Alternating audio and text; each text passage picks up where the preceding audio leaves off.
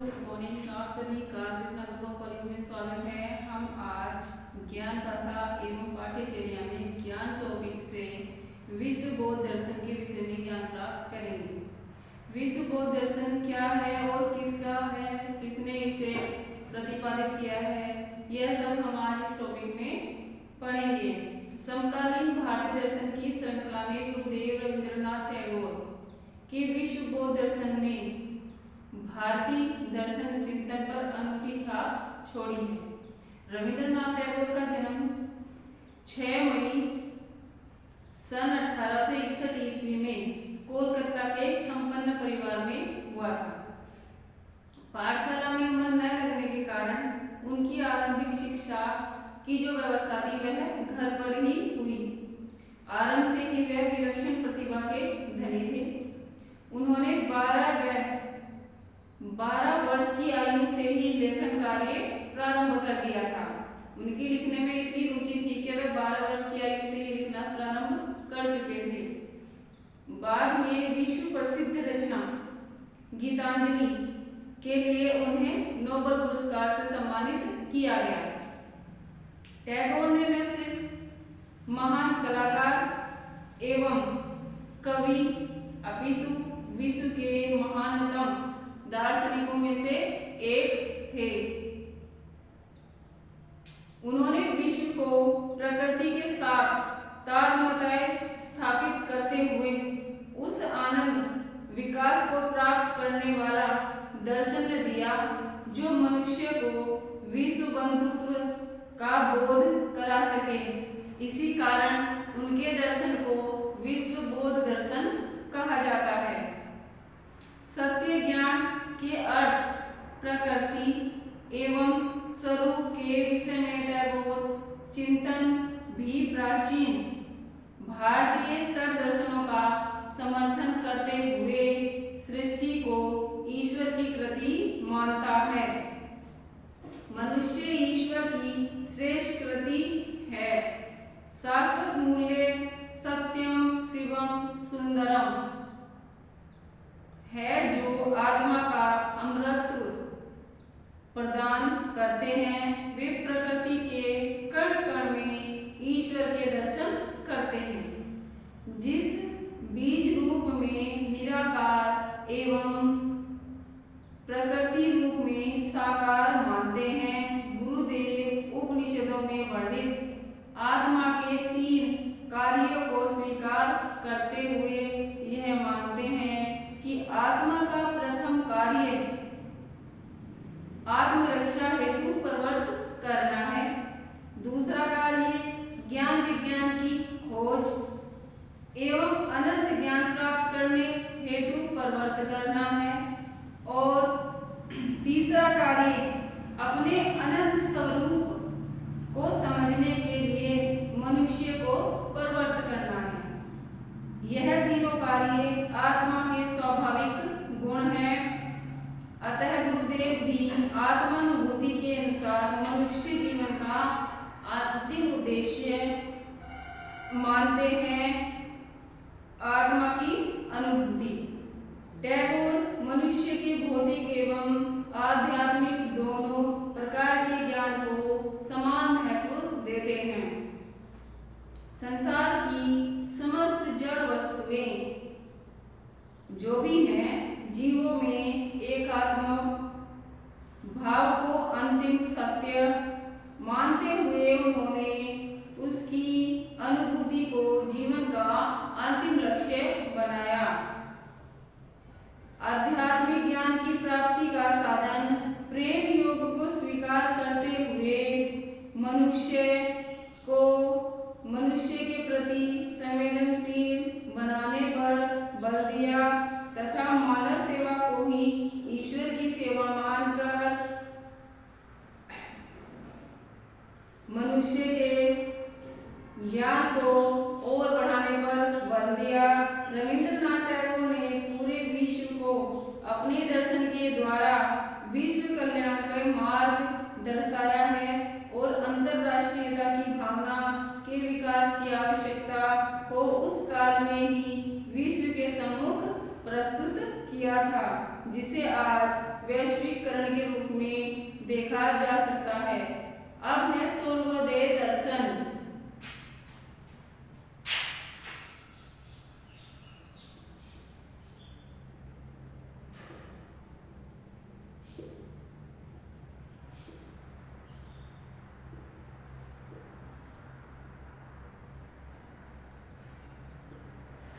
सर्वोदय दर्शन, यह दर्शन महात्मा गांधी द्वारा प्रतिपादित किया गया।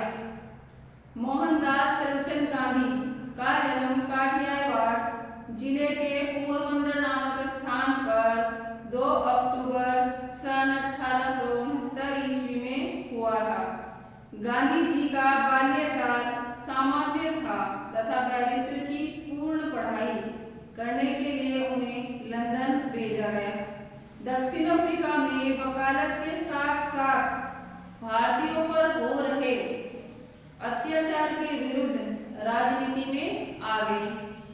भारत आने पर गांधी जी ने स्वतंत्रता आंदोलन में शामिल होना शुरू किया। अपनी जीवन यात्रा के मध्य गांधी जी ने विश्व के विभिन्न धर्मों एवं महान दार्शनिकों का अध्ययन किया। रस्किन की प्रसिद्ध पुस्तक ऑन टू दी लास्ट से प्रेरित होकर इन्होंने सर्वोदय दर्शन के रूप में अपने विचारों को प्रस्तुत किया। गांधी जी के सर्वोदय दर्शन में गीता एवं बाइबल दोनों की झलक देखने को मिल जाती है। प्राचीन भारतीय दर्शन की भांति गांधी जी भी सृष्टि के मूल 2 तत्व मानते हैं, प्रकृति एवं पुरुष। जहाँ पुरुष ईश्वर है जो सर्वश्रेष्ठ है, सत्य एवं नित्य है, तथा प्रकृति अनित्य है।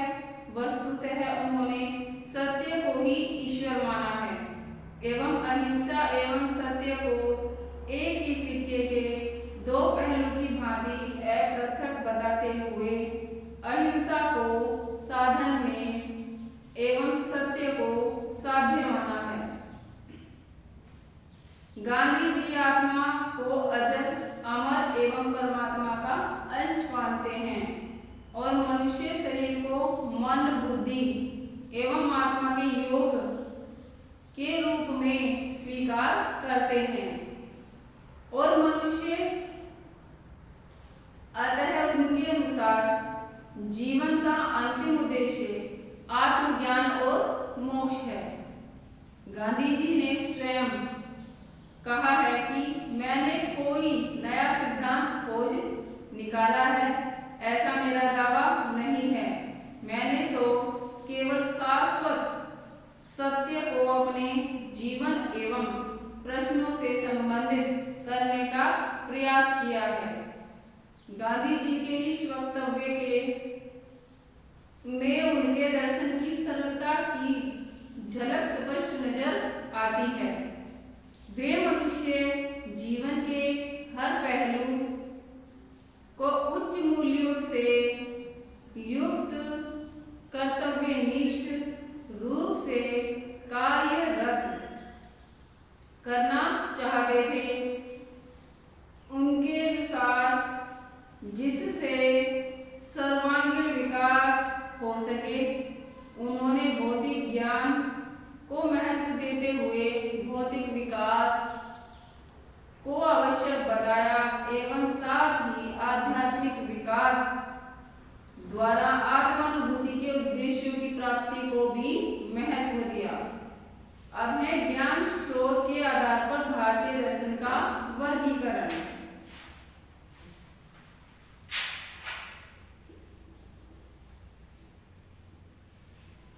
ज्ञान स्रोत के आधार पर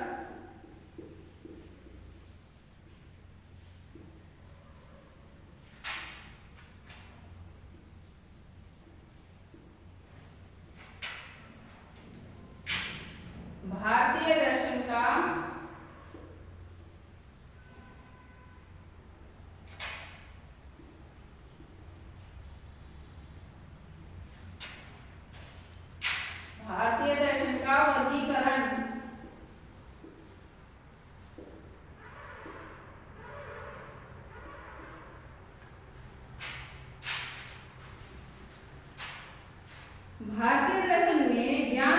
के विभिन्न स्रोतों एवं उनकी प्रामाणिकता का वर्णन मिलता है। अतः भारतीय दर्शन द्वारा अपनाए गए ज्ञान के स्रोतों के आधार पर समस्त भारतीय दर्शनों को मुख्य 3 वर्गों में बांटा जा सकता है। नंबर 1 अनुभववाद, नंबर 2 तर्क और बुद्धि, नंबर 3 सत्तावाद। अब है अनुभववाद।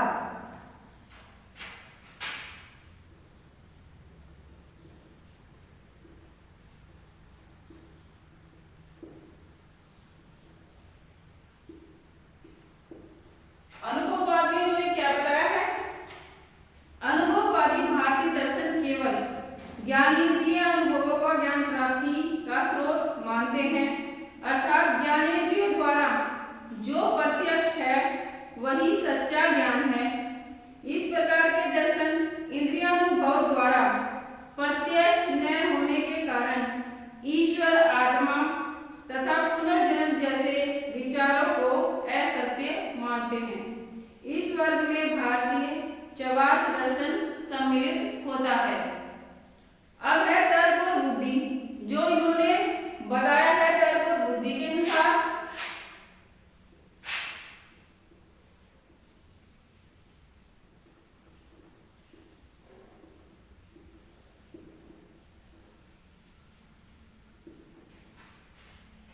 तर्क बुद्धि में इन्होंने बताया है इस वर्ग में उन दार्शनिक मतों को सम्मिलित किया जाता है जो यह मानते हैं कि प्रत्यक्ष ज्ञान से अधिक महत्वपूर्ण उसके आधार पर प्राप्त होने वाला निष्कर्ष होता है।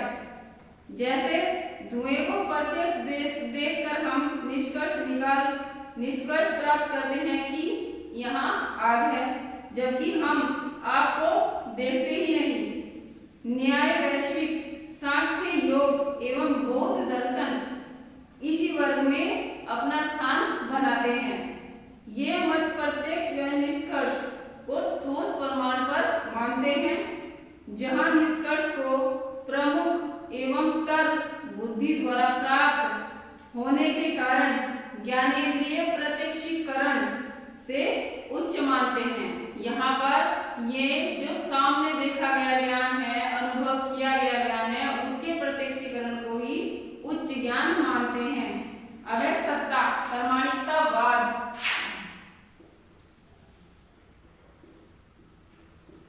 सत्तावाद या फिर प्रामाणिकतावाद।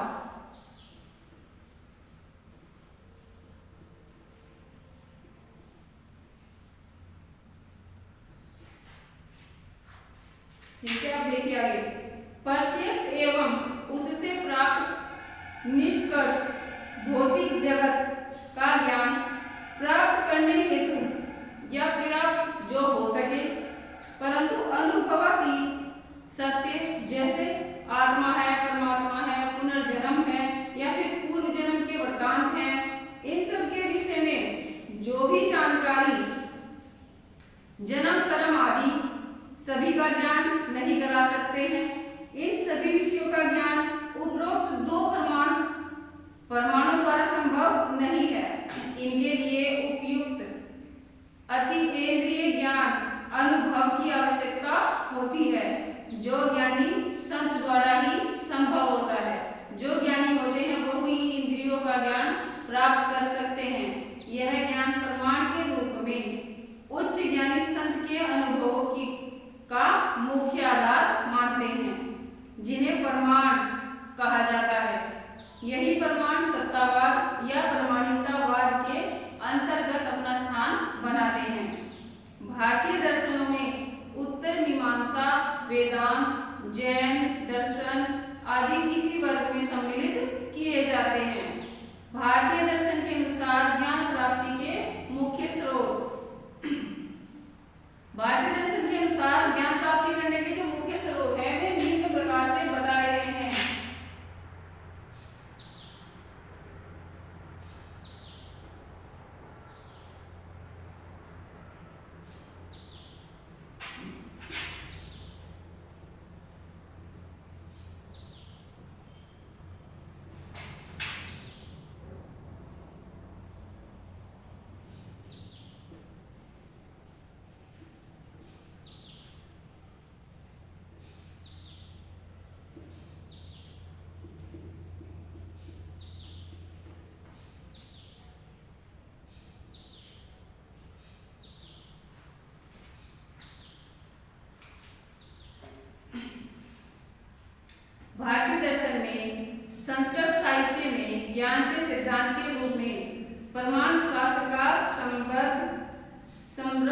संग्रह है।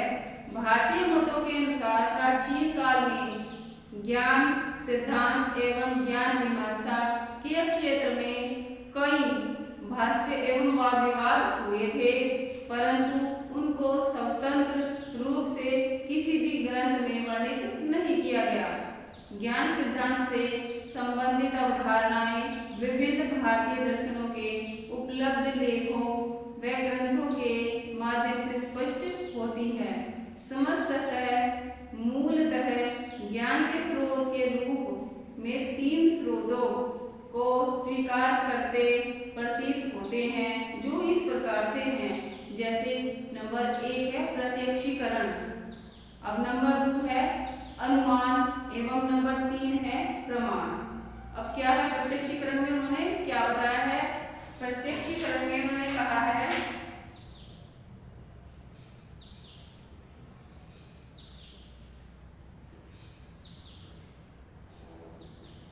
प्रत्यक्षीकरण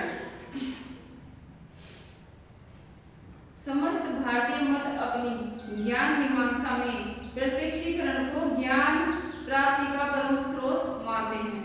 अब परंतु प्रत्यक्षीकरण के स्वभाव, उद्देश्य एवं सीमाओं के विषय में एक मत नहीं होते हैं। ज्ञान के स्रोत के रूप में प्रत्यक्षीकरण विश्वास उत्पत्ति तथा विश्वास तथा अविश्वास के मध्य रूपात्मक तर्क प्रस्तुत करने की प्रक्रिया है। हमारे विश्वास में प्रत्यक्षीकरण है जिनको हम नाम दे देते हैं पर पुनः बोध कर सकते हैं। विश्वास प्रत्ययों के स्पष्टीकरण पर निर्भर करते हैं। उदाहरणतः यदि व्यक्ति प्रत्यक्ष देखकर यह विश्वास उत्पन्न करता है कि बर्तन में पानी है, तो उसे पहले बर्तन या पानी का प्रत्यज्ञात होना आवश्यक होता है। प्रत्यक्षीकरण त्रुटिहीन विश्वास है जो वस्तु तथा इंद्रियों के मध्य संपर्क द्वारा स्थापित होते हैं। उदाहरण के लिए यदि किसी व्यक्ति द्वारा अपनी दृष्टि के माध्यम से किसी पेड़ का आकार प्रत्यक्षीकरण किया गया है तो यह वैध ज्ञान है, परंतु अंधेरा होने पर वह पेड़ या अन्य छाया के आकार में निश्चित नहीं कर पा रहा है, तब यह संदेह है कि अतः यह अवैध ज्ञान है। यदि व्यक्ति रस्सी एवं सांप में अंतर नहीं कर पा रहा है तो सांप को रस्सी समझता है, यह उसकी एक त्रुटि मानी जाती है। कुछ न्यायशास्त्रियों में प्रत्यक्षीकरण के लिए इंद्रियों से संपर्क होना आवश्यक नहीं माना गया। उनके अनुसार ईश्वर सर्वशक्तिमान है जो समस्त सृष्टि का प्रत्यक्षीकरण करता है, परंतु स्वयं न इंद्रिय युक्त है न इंद्रिय ग्राह्य है। इस प्रकार यह स्पष्ट होता है कि प्रत्यक्षीकरण मस्तिष्क द्वारा किसी वस्तु के प्रति तत्काल जागरूकता है, जिसके लिए किसी पूर्वानुभव का प्रत्यस्मरण करने या कार्यकरण तर्क करने की आवश्यकता नहीं पड़ती है। यथार्थवादियों के समान भौतिकवादी भारतीय दर्शन भी प्रत्यक्षीकरण अर्थात प्रत्यक्ष ज्ञान को ही विश्वसनीय ज्ञान मानता है। इसका तात्पर्य यह हुआ कि प्रत्यक्ष ज्ञान की संक्रियाओं द्वारा ही प्रत्यक्षीकृत विश्वास उत्पन्न होता है।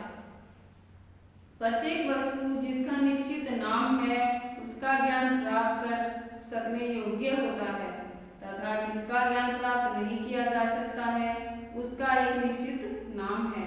प्रत्यक्षीकरण के माध्यम से विभिन्न अवधारणाएं भिन्न भिन्न निष्कर्ष अनुमान के अनुसार उत्पन्न करते हैं। अब है अनुमान।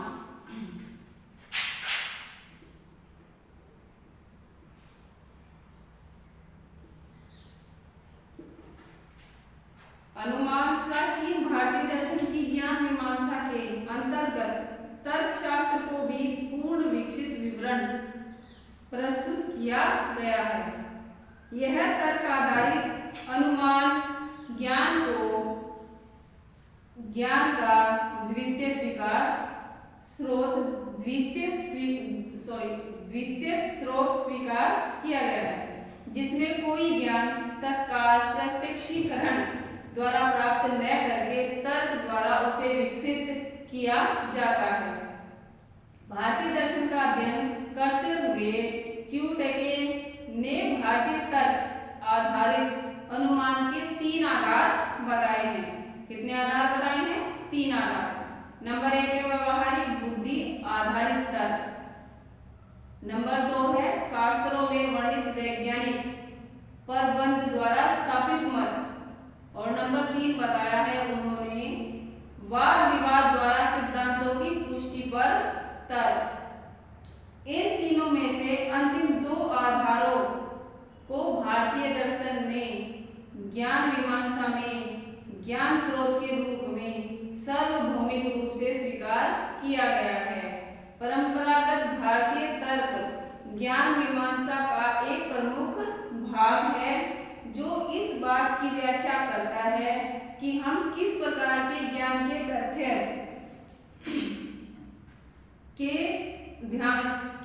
पर ध्यान केंद्रित करके दूसरे अज्ञात तथ्य का ज्ञान प्राप्त कर सकते हैं। यह इस तथ्य को समझने में भी सहायता करता है कि वैदिक एवं बौद्ध दोनों ही मत किसी वैध परंतु अप्रमाणिक तर्क को झूठा मानते हैं, क्योंकि दोनों इस तर्क को स्वीकार करते हैं कि ज्ञान की उत्पत्ति नहीं होती, अर्थात ज्ञान पहले से विद्यमान है एवं ज्ञान की स्वीकृति के लिए उसे वैध होने के साथ साथ प्रमाणिक तर्क पर आधारित भी होना आवश्यक है। इस प्रकार परंपरागत भारतीय दर्शन केवल तर्क पर केंद्रित नहीं रहते, बल्कि उस वैज्ञानिक मनोवैज्ञानिक प्रक्रिया पर केंद्रित होते हैं, जिसके माध्यम से हम तथ्यों को अप्रत्यक्ष रूप से ज्ञात कर पाते हैं। इस प्रक्रिया अथवा माध्यम को इस प्रक्रिया एवं माध्यम को हेतु या लिंग कहा जाता है। यह हेतु इंद्रिय ग्राह्य नहीं होता, इसका प्रत्यक्षीकरण नहीं किया जा सकता है। इस प्रकार अनुमान वह ज्ञान है जो किसी अन्य ज्ञान के माध्यम से प्राप्त होता है। उदाहरण दें, जैसे सिद्धार्थ मरणशील है क्योंकि सिद्धार्थ एक मनुष्य है और सभी मनुष्य मरणशील हैं। इस प्रकार निष्कर्ष प्राप्ति की प्रक्रिया में 3 स्थितियां होनी आवश्यक हैं, जैसे पक्ष, साध्य व हेतु। ये स्थितियां अरस्तु के तर्क में दर्शाए गए पक्षों लघु, दीर्घ व मध्य पदों के समान हैं। प्रस्तुत उदाहरण में सिद्धार्थ की मरणशीलता दीर्घ पद अर्थात साध्य है, जबकि सिद्धार्थ का मनुष्य होना लघु पद है और सभी मनुष्य मरणशील है, यह निष्कर्ष का हेतु पद है अर्थात मध्य पद है। यानी इसमें बताया गया है कि इंसान की जो भी व्यवहारिक स्थिति है किस प्रकार से विवादों में रहती है। अब है प्रमाण। भारतीय दर्शन में न्याय दर्शन प्रमाण।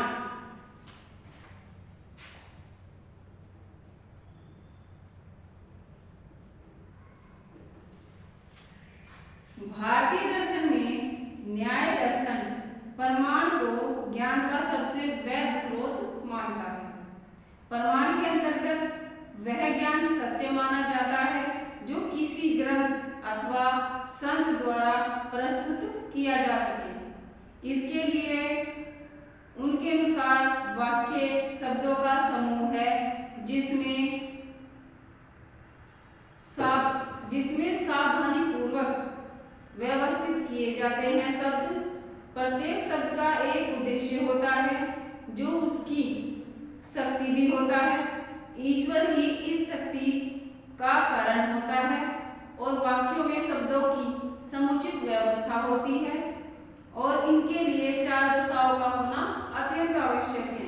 ये दशाएं हैं जैसे अपेक्षा, पारस्परिक योग्यता, समीपीयता तथा अभीष्ट अर्थ।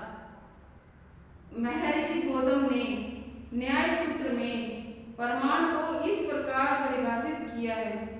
प्रमाण एक आप्त द्वारा दिया गया सत्य वाक्य है जहां आप्त एक अति विश्वसनीयता सत्ता है। आप्त वह व्यक्ति है जो न केवल सत्य को जानता है बल्कि वह बिना किसी छल के सत्य को संप्रेषित भी करना चाहता है। प्रस्तुत चित्रण में ज्ञान की उत्पत्ति की ऐसी वक्ता ऐसे माना जाता है कि प्रत्यक्षीकरण, निष्कर्ष अथवा शब्द ज्ञान के माध्यम से किसी प्रत्यय का ज्ञान प्राप्त कर प्रथम ज्ञाता बन जाता है एवं उसे किसी जिज्ञासु को समर्पित करने की इच्छा रखता है। यह जिज्ञासु श्रोता उसे अग्रिम जिज्ञासु श्रोता तक संप्रेषित करता है और यह क्रम चलता रहता है यदि ज्ञाता भी द्वितीय ज्ञाता के मध्य भाषा का एक साधन बन सके। आज के लिए बस इतना ही, हम फिर मिलेंगे।